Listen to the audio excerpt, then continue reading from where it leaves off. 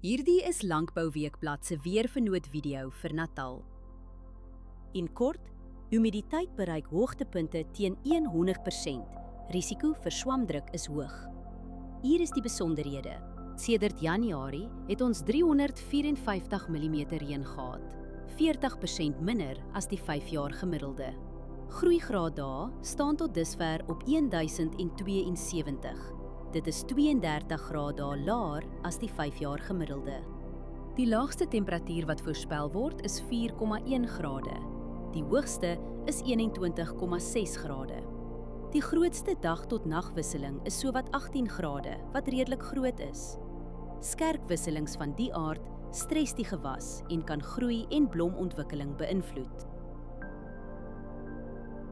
Geen reën word die week verwag nie. Al die vog kom uit besproeiing. Die ergste winddag is Vrydag met ongeveer 11,9 km/h. Vermy spuit op daardie dag. Die res van die week bly onder 15 km/h. Let op windrigting, windvlae, temperatuur, humiditeit en delta T voor jy spuit. Verdampen is die hele week onder 3 mm. Oorbesproeiing in die soort toestande hou risiko in vir wortelsiektes. Humiditeit is meestal hoog en blaarnatheid gaan donderdag matig wees. Dis is die kans vir swamdruk sterk. Onder die toestande kan swaminfeksies vinnig versprei op vatbare blokke. As jy een ding doen, oorweeg dit om die stil, droë weer te gebruik vir 'n voorkomende swamdoder toediening.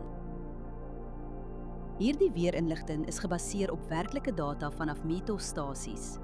Die data word deur TerraClim skoongemaak en geverifieer. KI-interpretasies word deur grondwaarheidsdata onderlê, aangedryf deur Villa Crop Protection.